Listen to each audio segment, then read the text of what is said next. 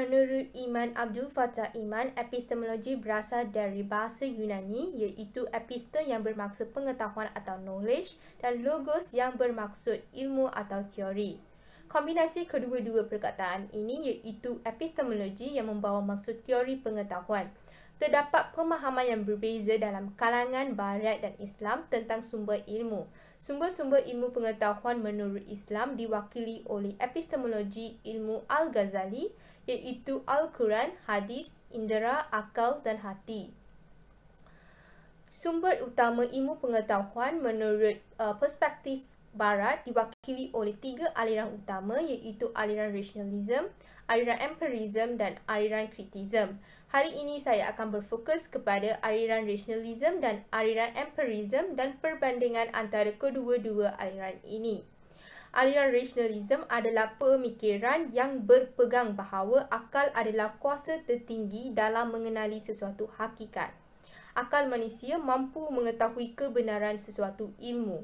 Rationalism mengukur bahawa daya intelek yang wujud secara semula jadi dalam diri manusia mampu mencari kebenaran. Aliran empirism pula meletakkan bahawa akal itu tidak wujud dan apa yang wujud hanyalah diri semata-mata yang menjadikan manusia itu mengetahui kebenaran sesuatu ilmu. Dengan kata lain, semua pengetahuan ini diperoleh melalui pengalaman yang dilalui oleh manusia tersebut. Aliran ini menganggap manusia dilahirkan dengan akal yang kosong dan dicorakkan oleh pengalaman indera kemudiannya.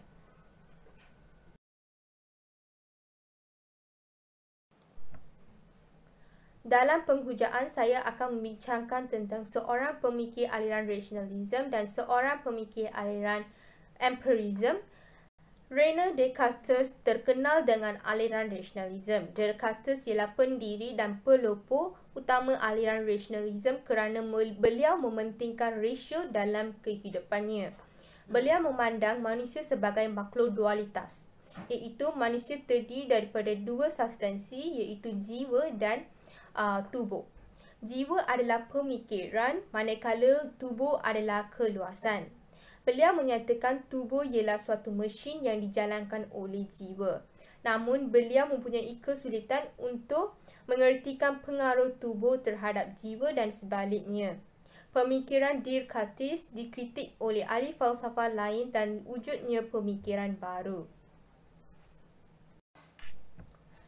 Seterusnya, saya akan membincangkan tentang pemikir aliran empirism iaitu David Hume. Beliau merupakan pemikir aliran empirism.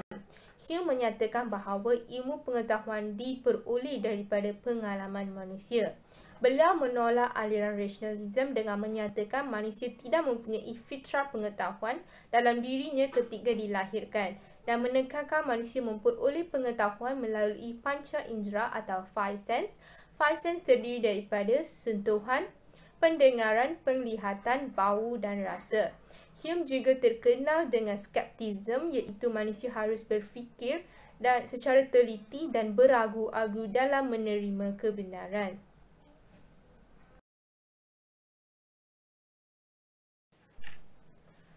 Seterusnya, saya akan membincangkan dari segi perbezaan antara aliran rationalism dan aliran empirism. Pertama sekali, perbezaan dari segi definisi adalah rationalism meletakkan akal sebagai sumber pengetahuan manakala empirism meletakkan pengalaman sebagai sumber pengetahuan. Seterusnya, perbezaan dari segi kepercayaan kepada intuisi. Rationalis percaya kepada intuisi manakala empiris tidak percaya kepada intuisi.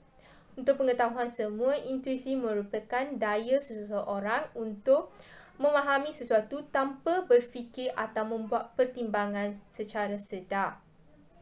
Seterusnya, perbezaan dari segi kepercayaan. Ahli rationalis percaya bahawa individu mempunyai pengetahuan secara semula jadi, manakala ahli empiris tidak percaya bahawa individu mempunyai pengetahuan secara semula jadi. Dan akhir sekali, perbezaan dari segi tokoh rationalis dan empiris. Immanuel Kant, Plato, René Descartes dan Aristotle merupakan beberapa contoh rationalis yang menonjol, manakala George Locke, David Hume, John Mill dan George Berkeley merupakan antara empiris yang menonjol. Seterusnya, saya akan membincangkan tentang kelemahan untuk aliran rasionalisme dan aliran empirisme. Mula-mula saya akan membincangkan tentang kelemahan dari segi aliran rasionalisme. Pertama sekali, aliran rasionalisme gagal untuk menjelaskan pertubuhan dan perubahan dalam diri manusia pada setiap masa. Kedua adalah pengetahuan yang dibangun oleh rasionalisme hanya dibentuk oleh idea yang tidak dapat dilihat. Pembentukan idea dalam diri manusia tidak dapat didukung oleh semua orang dengan kekuatan dan keyakinan yang sama. Yang ketiga adalah kebanyakan manusia menghadapi kesukaran untuk mendukung dan menerapkan konsep rasionalisme dalam kehidupan seharian mereka. Seterusnya, saya akan meneruskan kepada kelemahan untuk aliran empirisme. Pengalaman yang merupakan dasar utama empirisme tidak berhubung secara langsung dengan kenyataan objektif. Pengalaman ternyata bukan semata-mata sebagai tangkapan panca indera sahaja, tetapi pengalaman itu muncul juga dengan penilaian. Yang kedua adalah manusia sangat bergantung pada persepsi panca indera. Pegangan empirisme yang sangat mementingkan panca indera akan membentuk kelemahan yang lain. Panca indera manusia memiliki keterbatasan, sehingga dengan keterbatasan panca indera, persepsi suatu objek yang ditangkap itu menyebabkan kekeliruan dan menyesatkan. Yang akhir sekali adalah empirisme. Pada prinsipnya, pengetahuan yang diperoleh itu bersifat tidak pasti. Sesuatu fakta harus dikaji terlebih dahulu. Mula-mula saya telah mencari sumber dalam internet tentang aliran empirisme dan juga aliran rasionalisme. Langkah seterusnya adalah saya telah melakukan slide PowerPoint dan slide ini membantu saya semasa saya membuat video pembentangan. Langkah yang akhir adalah saya telah mengambil video selama 7 minit. Dan daripada video ini, apa yang telah saya belajar adalah saya telah belajar dua konsep utama, iaitu aliran rasionalisme dan aliran empirisme. Aliran rasionalisme adalah meletakkan akal sebagai kuasa tertinggi. So daripada ini saya dapat tahu bahawa manusia mampu berfikir secara logik dan rasional dan membuat sesuatu keputusan dengan tepat. Melalui aliran empirisme pula, manusia boleh mendapat sesuatu ilmu melalui pengalaman yang dilaluinya. Menurut pandangan saya berpendapat bahawa aliran empirisme dan aliran rasionalisme saling bergantung antara satu sama lain. Saya berkata demikian kerana dalam kehidupan saya pernah melakukan banyak kesilapan. Setiap kesilapan yang saya lakukan memberikan satu pengalaman kepada saya untuk memperbaiki kesilapan tersebut dan tidak mengulanginya.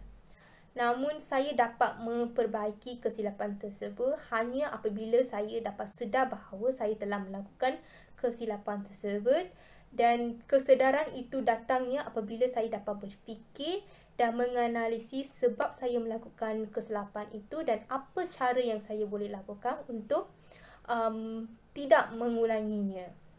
Itu saja daripada saya. Terima kasih.